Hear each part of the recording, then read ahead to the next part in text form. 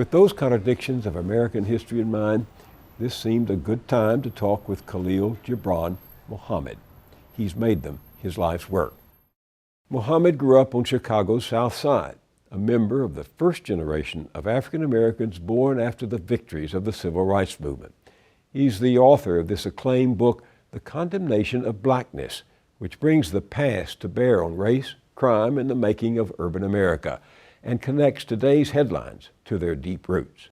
He was teaching history at Indiana University when the New York Public Library asked him to head the Schomburg Center for Research in Black Culture.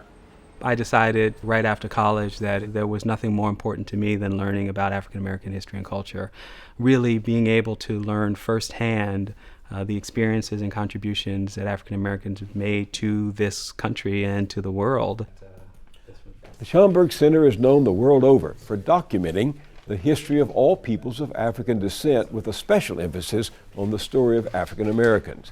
Among its 10 million items are classic works crystallizing that experience.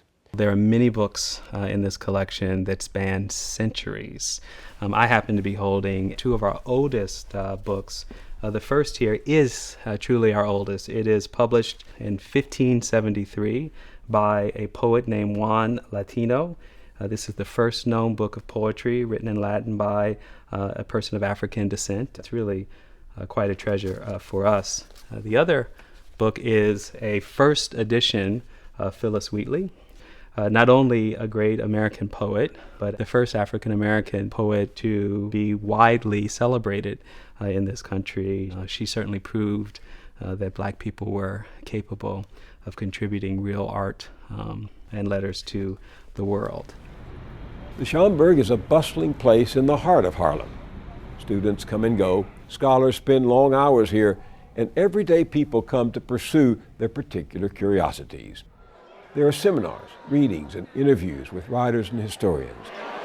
When we dropped by, Rachel Swarns of the New York Times was talking about her book, American Tapestry, tracing First Lady Michelle Obama's family history.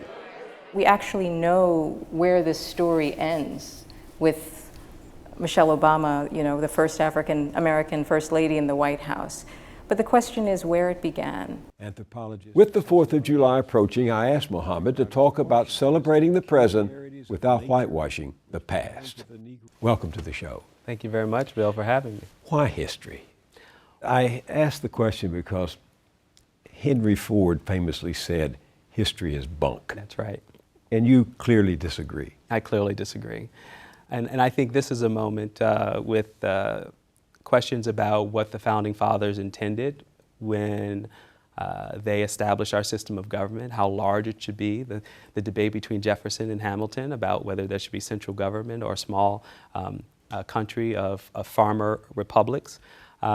This question of what our original history is has shaped almost every aspect of the American experience. In other words, history is all around us. Whether or not it is an accurate description of what happened in 1776, for example, or what happened in 1865, is secondary to the point that people's ideas about the past, people's sense of memory about the past, shape their own sense of identity and shape how they imagine the world should be. And therefore, in my opinion, history is the building block of all knowledge in our society, and it is the most important part of the most significant tradition that human beings have, which is storytelling. But how do we know to trust the past, or which part of the past to trust? Because as you say, history is storytelling, and we all tend to reach for the facts that confirm our story, confirm our narrative, our interpretation of the past. So how do we learn to trust which part of the past? Historians, professional historians, will be the first to admit that history is about interpretation. It's about taking a fragmentary record and crafting an argument and defending that argument based on evidence. It's very, very little different than what lawyers do or Supreme Court justices do when they try to argue the merits of a case. But when you hear someone invoke Thomas Jefferson, what image comes to mind? I tend to think of Jefferson's ideas that gave birth to this republic with a whole lot of contradiction. And in that regard, I don't think of Thomas Jefferson as exceptional.